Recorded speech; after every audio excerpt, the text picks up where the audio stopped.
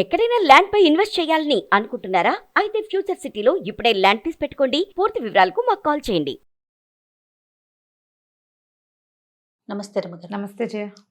రమగారు, భయపడిపోవటం సాధారణంగా భయం సహజం, కానీ కొంతమంది చాలా ఎక్కువగా భయపడిపోతారండి. భయాన్ని ఊహించుకుంటారు, ఊహల్లో భయాన్ని చూసేస్తారు. వారు భయపడటం కాకుండా చుట్టుపక్కల ఉన్నవారు కూడా భయపడేలాగా చేస్తూ ఉంటారండి. చాలా మందిని గమనిస్తాం రమగారు. పిల్లలు ఉంటారా, ఎగ్జామ్స్కి బాగా చదువుకుంటారు, రేపు ఎగ్జామ్ అనగా వాళ్ళు భయపడిపోతారు, వచ్చింది కూడా రాయరు.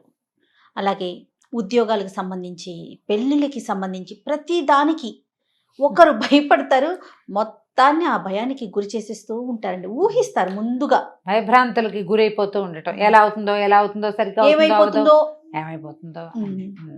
ఇప్పుడు నువ్వు భయపడినా భయపడకపోయినా రోజు ఆగదు, ఆ విషయం ఆగదు. అంతే కదా కదా. దీనికి ఎట్లా అంటే బేసిక్ థింగ్స్లో కొంత మార్పు రావాలి జయ. వాళ్ళు అది ఎలా అవుతుందో అని భయపెడుతూ ఉంటే మిగిలిన వాళ్ళు వాతావరణాన్ని కూల్ చేయడానికి ట్రై చేయాలి. కరెక్ట్ రమ్మగారు, ఇది ఇంకొకరికి ఆజ్యం పోయకుండా చేయాలి. చుట్టుపక్కల వాళ్ళంతా వీళ్ళ భయాన్ని తగ్గించే ప్రయత్నం చేయాలి. పిల్లాడి పరీక్షలు, నువ్వు టెన్షన్ పడతావా అని అడగకూడదు. నీకు అన్నీ వచ్చినాయి కదా, నీకు ఇది వచ్చింది నీకు ఒకసారి చెక్ లిస్ట్ పెట్టుకో. అన్నీ వచ్చినాయి, రాలేదు, వచ్చేసినాయి, నువ్వు హ్యాపీగా రాయగలుగుతావు, నీకు వచ్చేసింది, కనీసం 80 పైన వస్తాయి నీకు అని చెప్పాలి. వాడు నువ్వు టెన్షన్ ఫీల్ అవ్వకొని టెన్షన్ అని 10 సార్లు వాడికి ఆ పదం అందిస్తే వాడు టెన్షనే ఫీల్ అవుతాడు. అందిస్తాం కదా మనం, అదే చేస్తాం. కరెక్ట్గా టెన్షన్ పడి పాడు చేస్తావా పరీక్ష అని ప్రశ్నిస్తాం. నువ్వు టెన్షన్ పడకు నాన్న అని ఒకటి, టెన్షన్ పడి పాడు చేయకు అని ఈ టెన్షన్ పదాన్ని టెన్షన్గా అందిస్తాం మనం. కరెక్ట్. తల్లులు బాగా చేస్తారు ఈ పని. ఈ పాట అనకూడదు. ఓకే, భయపడకు అనద్దు. ధైర్యంగా ఉండు. ధైర్యం ఆంజనేయ స్వామిని తలుచుకో అని చెప్పడం అలవాటు చేయాలి. ఎవరైనా చూడంగానే కాళ్ళు చేతులు వణికిపోతాయి, సమాధానం చెప్పకుండా ఉంటారు. మా అమ్మాయికి భయం అండి, మా అమ్మాయికి చచ్చే భయం. నువ్వే 100 సార్లు భయం అంటే భయపడి వస్తుంది, అది పాపం. మా అమ్మాయి అలా కాదు, మనమే దగ్గరుండి ఏంటో అన్నిటికీ భయపడుతుంది మా అమ్మాయి అని అనకూడదు. మనం ఒక బ్యాడ్ ప్రాక్టీస్లో ఉంటాం జయ. నేను రెగ్యులర్గా వింటాను, మా అమ్మాయికి బద్ధకం, మా అమ్మాయి సుకుమారంగానే ఉంటానంటుంది. అది మనం ఏది చెప్తే ఫిక్స్ అవుతారు. దానికి కొంచెం ఉంది, నువ్వు పెంచుతావు దాన్ని. అదే పదం అందించి పెంచద్దు, అందించద్దు.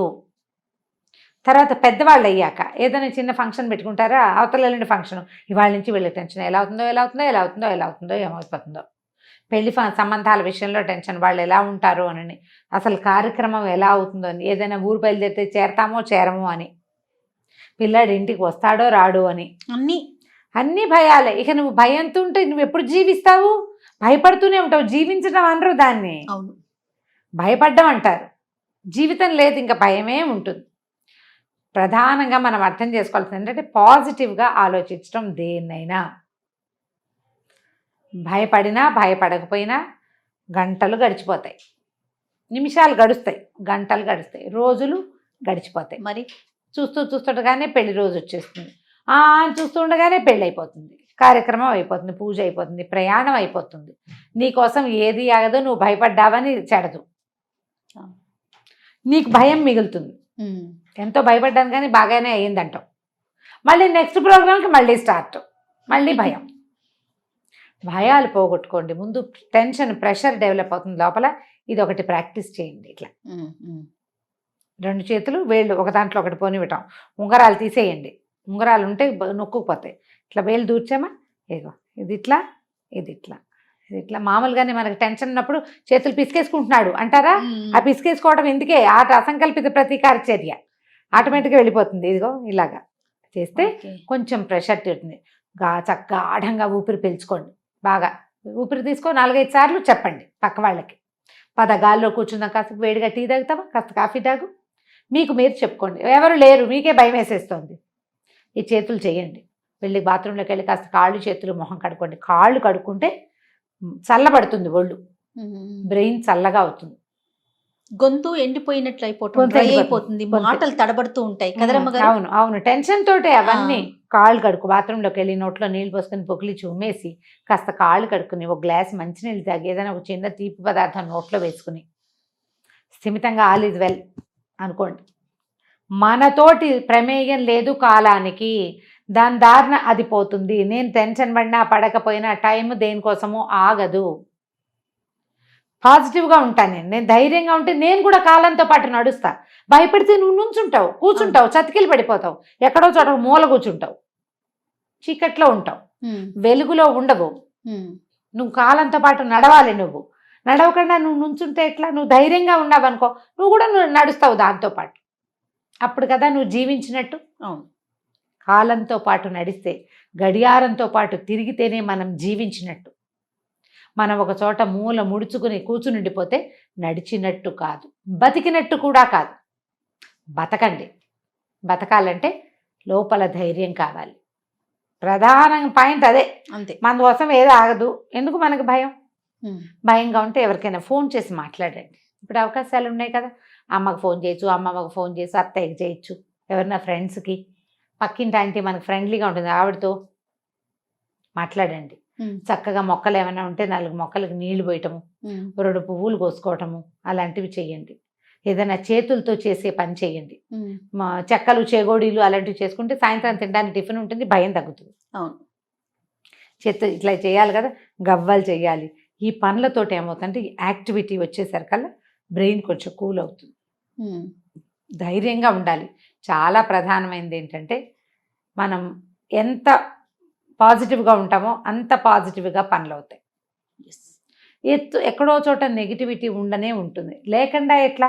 రోజులోనే సగం చీకటి కాదా మనకి? సగం చీకటే కదా. తెల్లారగానే ప్రత్యక్షమయ్యే సూర్యనారాయణమూర్తి సాయంత్రం అయ్యేసరికి వెళ్ళిపోతాడు. కొన్ని పనులు కాస్త ఇబ్బందికరంగానో అవుతాయి, అవ్వవు, ఆగిపోతాయి. న్యాచురల్, అదంతా సహజమైనది. రోజుని ధ్యాసలో పెట్టుకోండి. అంత అత్యద్భుతమైన డేలో సగంది చీకటే, సగం నెగిటివిటీ కనపడుతోంది. ఇది కూడా అంతే. రాత్రి నెగిటివిటీ అని అనుకోవద్దు, సగం చీకటి కదా, ఇది కూడా అలాగే. అయితే అవుతుంది, లేకపోతే లేదు. అయితే ప్రాపర్గా చేద్దాం. మనం ధైర్యంగా ఉండి దీంతో పాటు నడుద్దాం.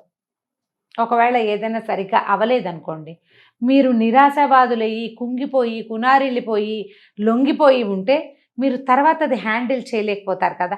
అవును, అందుకని మీరు ధైర్యంగా ఉన్నారనుకో, సిచ్యువేషన్ మారినా మీరు హ్యాండిల్ చేయగలుగుతారు. మిమ్మల్ని ఎవరో ఒకళ్ళు హ్యాండిల్ చేయక్కర్లా. ప్రతివాడు తనని తను హ్యాండిల్ చేసుకుంటూ తన ప్రపంచం మొత్తాన్ని హ్యాండిల్ చేసేలాగానే ఉండాలి, ఆడా మగా కూడాను. అప్పుడే తర్వాత నెక్స్ట్ స్టెప్ తీసుకోగలుగుతాం. లేకపోతే ఒకచోటే ఆగిపోతాం. మన ఈ 100 ఏళ్ల జీవితంలో ఎన్ని ఆటుపోట్లు వస్తాయి? సముద్రం ఆగుతుందా? ఆగదు. ఒక అల అదొచ్చి కొట్టుకుంటుంది, రెండోది తయారైపోతూ ఉంటుంది. జీవితం అంతే కదా. ఇది అయిపోతే ఇంకోటి వస్తుంది మనకి. దానికి నువ్వు రెడీగా ఉండాలంటే నువ్వు ధైర్యంగా ఉండాలి, పాజిటివ్గా ఉండాలి, ప్రిపేర్డ్గా ఉండాలి. ఎప్పుడు కూడా ఆగిపోవద్దు, నుంచోవద్దు, కుంగిపోవద్దు. ధైర్యంగా ఉండండి. Be brave. కావాలంటే బీ పాజిటివ్తో పాటు బీ బ్రేవ్ అని కూడా ఒక స్లోగన్ రాసి పెట్టుకోండి ఇంట్లో. తప్పకుండా. ఎంత ధైర్యంగా ఉంటే జీవితం అంత బాగుంటుంది. మీతో ఉన్నవాళ్ళు, మీ పిల్లలు, మీ చుట్టూతా ఉండేటువంటి సమాజం కూడా అలాగే వెలుగులో ధైర్యంగా ముందుకెళ్తుంది, చీకట్లో వెనక్కి పడిపోకుండా. తప్పకుండా రమ్మగారు. నమస్తే. నమస్తే జయ.